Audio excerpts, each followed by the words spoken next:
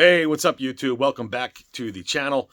Past couple weeks, I've been, kind of rearranging the collection, sorting through some cards, having fun, looking through some boxes I haven't looked through. One of them in years upon years. Some of this stuff I forgot I had. For a while, back, 15 years ago, 10, 15 years ago, I kind of like the modern, ultra modern, whatever you want to call it, like the shiny stuff, the patch cards, the relics, and I did have a number of Phillies. I'm going to show some of them to you because I may add more of that kind of stuff. More and more, I've been seeing some cards at shows, like small shows and local shows. So I'm going to see a lot of Philadelphia stuff, but more and more, it's getting kind of cool looking, and they're not terribly priced. They're just kind of cool to have. No need to get them graded. Some of them are already in, you'll see.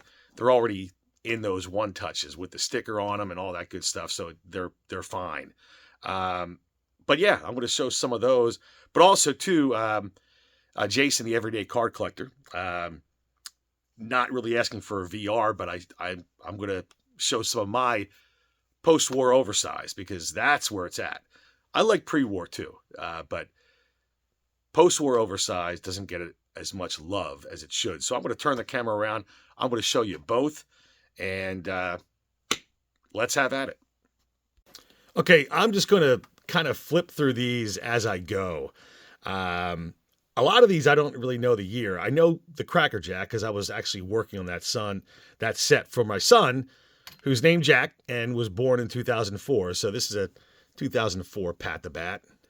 I got this out of a box, actually. So this was kind of just kept with the Phillies. Again, I don't know a lot of these years, but the players are mostly from the 2008 team, which you'll soon see. Maybe a couple Jim Tome's in there, but got that. Got J-Roll. One of my top Phillies. He's one of my top Phillies of all time. I love J-Roll. I hope that he gets into the Hall of Fame one day. I'm also a big Ryan Howard fan. This was an Allen and Ginter patch. Going back to J-Roll. I think that's Topps Marquee, I don't know.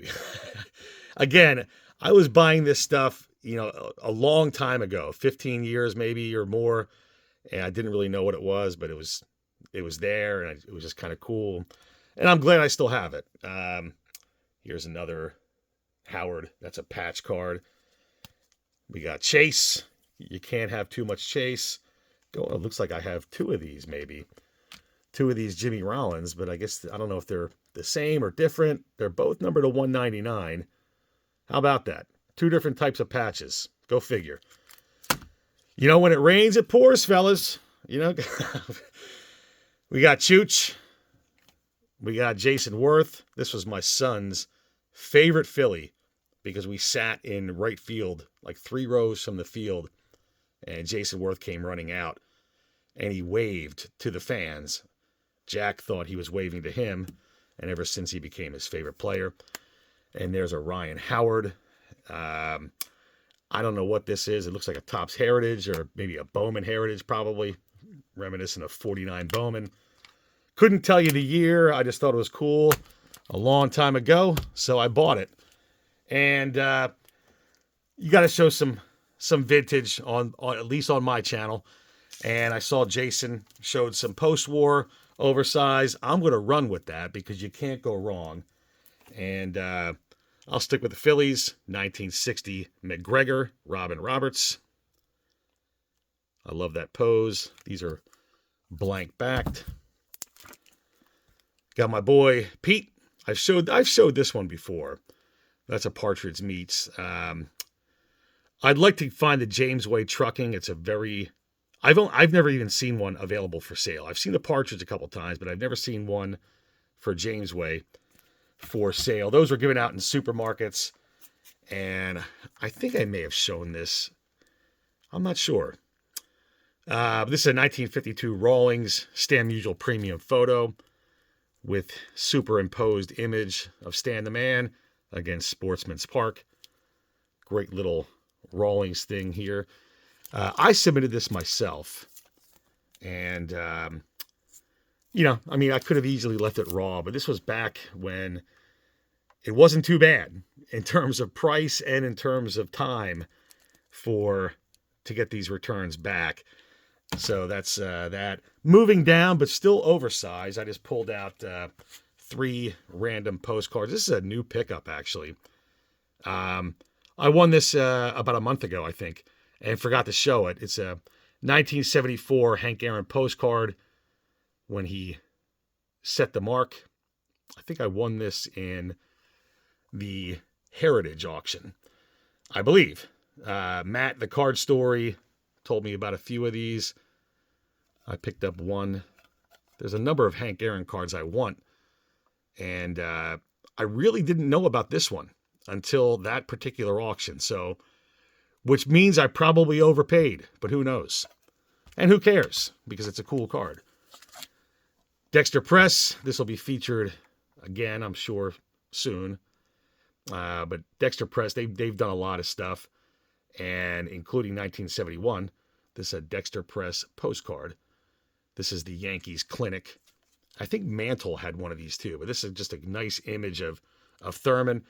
And I know I've shown this one before, but this is a great postcard.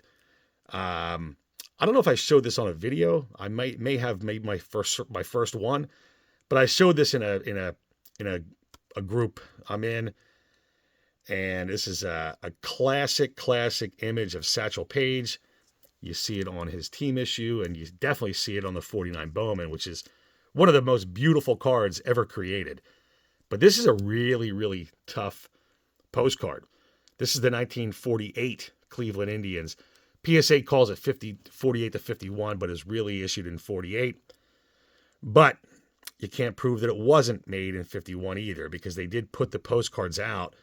But I don't think Satchel was part of that until, except for 1948. But regardless, this is a great postcard. I submitted this myself. And it's a blank back. But there you have it. Just a kind of an excuse to make a video, because why not? And listen, everyone enjoy Strongsville. I know it's coming up. And I'm rooting for all you guys to find what you're looking for. If you're going, if you're not, go to a card show, treat yourself to something, collect what you like, buy what you can afford, and until next time, we'll talk.